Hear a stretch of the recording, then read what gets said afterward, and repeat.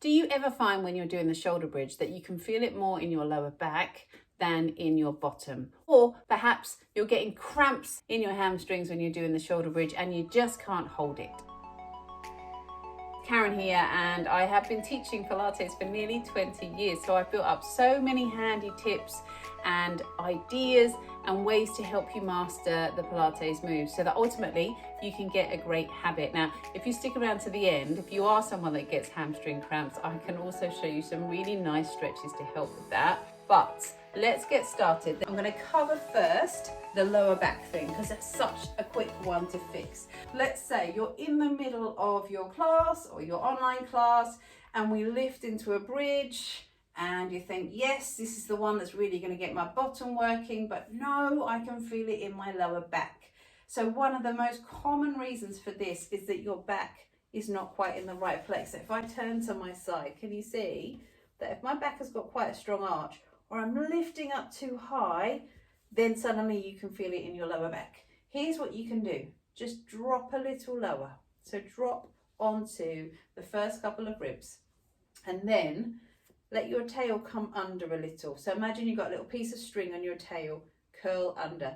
At the moment, we aren't quite in the right position, but you will get strong enough to get to the right position just doing it this way. Now we're also going to feel that you use your arms. I think a lot of people don't use the arms and the upper back enough in the shoulder bridge. So we press into the backs of your arms and notice how that takes just a little bit of pressure away from your bottom and away from your back, and then roll back down to the floor. Just try that again. So press through your feet, roll under and hold, press into the backs of your arms, squeeze your bottom, and then slowly come back down towards the mat. Now, what if I keep getting hamstring cramps in my shoulder bridge? Here's what I want you to do for this one. Now, I had a lovely chap was coming to see me in his late 70s, just kept getting cramps in his legs.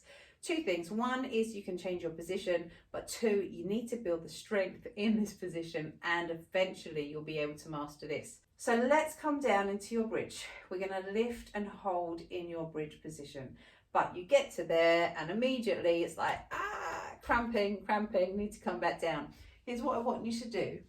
Roll up, but don't come up quite so far. So you're going to let your tail come under, bring your hands down. I've not really lifted my ribs off the floor, but I can still feel my hamstrings working. So that's where you want to start. And slowly you'll find you can progress higher and higher or hold that position for longer. But you really want to start building the strength. The next thing you can do is just start to transfer the weight from one foot to the other.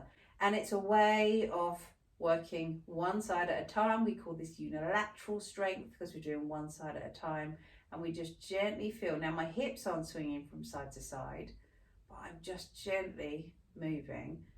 And then we're going to come back down towards the floor. There you have it. You've got what to do if you're feeling that shoulder bridge in your lower back. You've got ways to adapt the bridge if you keep getting hamstring cramps. I promised you a stretch as well for your lower back and for your hamstrings. So we are still down on the floor. We're going to bring your knees into your chest. So that's our first one, which is lovely for your lower back. We're going to hold that position.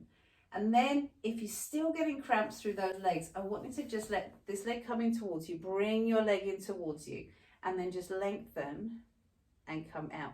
It's going to create a nice dynamic movement through the leg without holding that position. And then the same thing on the other side. We're going to just come up and up and up and up. And then those feet back down towards the floor.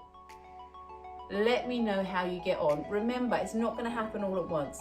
It needs just a little bit, just a couple of minutes of consistent practice every other day, and I promise you'll get stronger and you will feel the benefits.